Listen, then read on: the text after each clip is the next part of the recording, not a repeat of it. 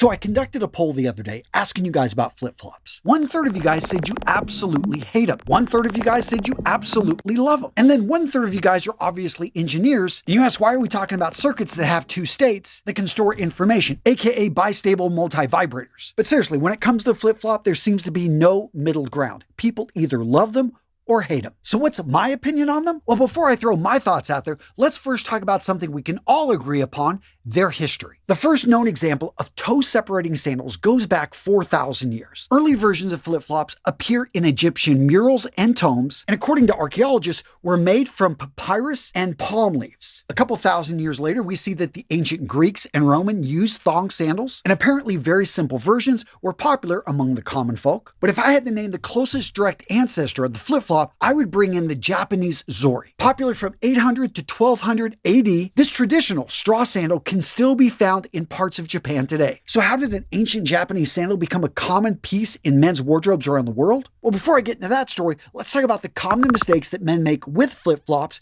and how to avoid them. Mistake number 1, flip-flops are casual. Flip-flops are a form of sandals. All sandals are casual, and some are more casual than others. Flip-flops are about as casual as it gets. So don't try to force ultra-casual flip-flops onto an outfit which is too dressy for them. And let's face it, a suit with flip-flops, that mistake is obvious. But flip-flops with jeans, I don't think this works either, because denim is a heavier weight fabric and it calls for a pair of shoes that have more of a solid build. Example, boots. Mistake number 2, the wrong context. Flip-flops shouldn't be worn to events in which other people are getting dressed up. Obviously a formal setting, but also if you're going out to a nice dinner. If you're going out to a bar or club, unless it's on the beach, you probably should wear footwear that protects your feet. Think about it. You don't want anyone stepping on your foot. You don't want someone spilling a drink and it going right there on your feet. And let's talk about if you're going to be active, if you're going to be doing a lot of walking. Guys, flip-flops are not made for long hikes. And this last mistake is definitely not the least, and that is to take good care of your feet. Yeah, if you're going to be wearing open-toed sandals, especially flip-flops, your feet are going to be seen. So having those claw nails, having something green growing on your toenails, yeah, gents, that's just downright nasty. I'm not saying you got to go get a pedicure, but I am saying take care of your nails,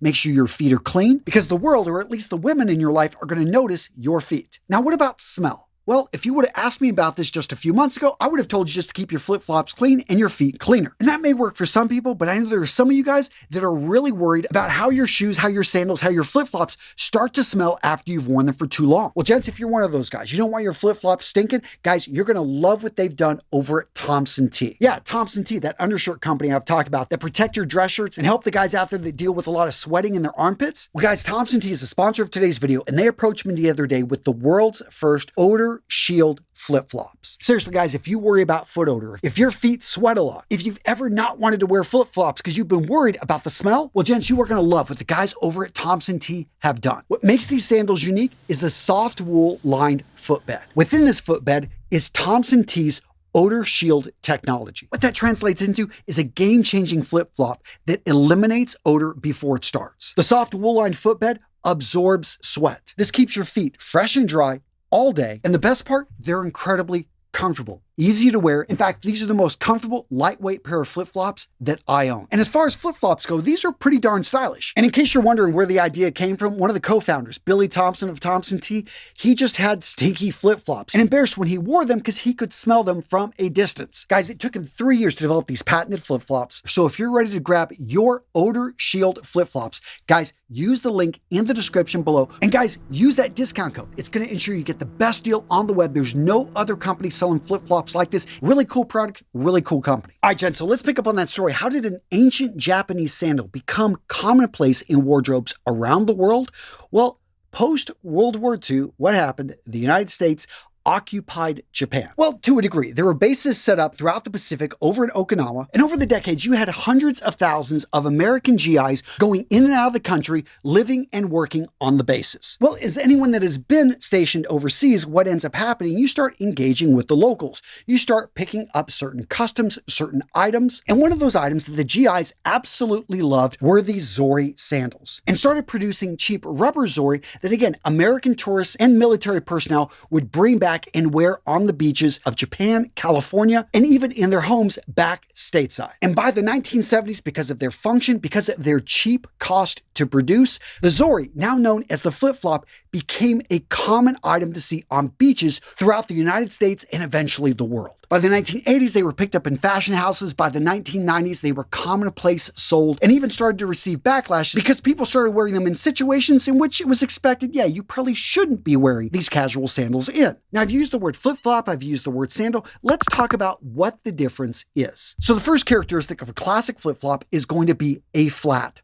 sole. Right with that, you're going to have a Y-shaped thong strap that passes between the big toe and second toe. Flip-flops have minimal upper construction, leaving most of the foot exposed. They also have a slip-on open back design. And lastly, most flip-flops out there are going to be made either from leather, rubber, or a synthetic material. Now, another item you may see out there are slides. Slides are different from flip-flops in that they usually have a single band across the top. They've got no toe separation. Although they do have an open back, they usually have more support than a pair of flip-flops. Now, when it comes to sandals, there's many types and flip-flops are variation, but most people, when they think of sandals, they're probably thinking of something closer to a sports sandal. This is a type of footwear that's going to have multiple adjustment straps. Again, like the slide, it's going to have no toe separation. And a sports sandal is going to be different from a slide or a flip-flop in that they are usually going to have a secured heel strap. And as you can imagine, this is simply because these type of sandals are more athletic oriented. So all this brings us to the question, can a man wear flip-flops stylishly? And I think the answer is yes. But to do so, you first have to choose the right type of flip-flops. Now, we've all seen the incredibly cheap flip-flops. These are usually made from a very cheap plastic. They're found at drugstores. They sometimes come in bright colors, and usually they're being sold because somebody wants something to protect their feet if they're in a public bathroom. Those type of flip-flops should probably not be worn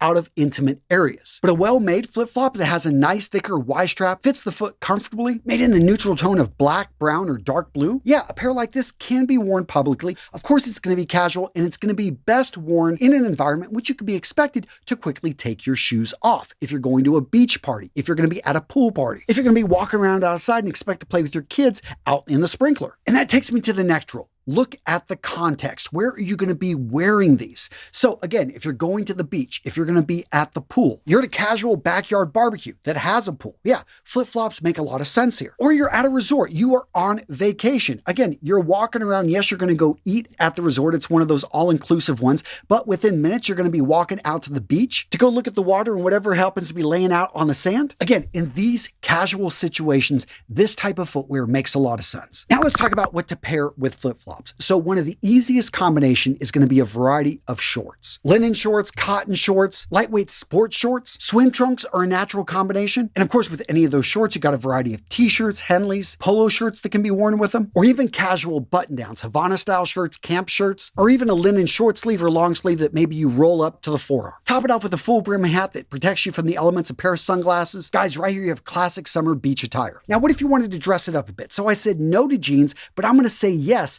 to lightweight chinos. As many of you guys know, chinos came out of the Philippines whenever American soldiers were stationed there, back when they were there in 1898 during the Spanish-American War. And again, the reason these can be worn is they're a lighter weight material that can look good with this casual footwear choice. Now, of course, you can pair a variety of shirts I just talked about with those chinos, maybe accessorize with a pair of sunglasses and a dive watch. Boom, right there you got a great combination. Now, what about linen trousers and flip-flops? Yes, yes, and yes. Drawstring linen trousers have been pretty hot for the last few years. Not only are they incredibly comfortable, but they work really well with a variety of sandals, including the casual flip-flop. Now, if you're going with linen pants, consider a lightweight linen top. I prefer something that has buttons in the front, but you could also go with a linen or lightweight cotton t-shirt if you want something that's even more casual. And of course, don't forget the shades. Now, I talked a lot about linen here, and some of you guys are saying, Antonio, how do I wear linen? What are some great linen items to add to my wardrobe? Guys, I got you covered. Boom, right here. Go check out this video. It is a solid one. If you want an ultimate guide to linen, boom, I got you covered. I know it's hot. You want to, look good. Boom, right there. Oh, yeah.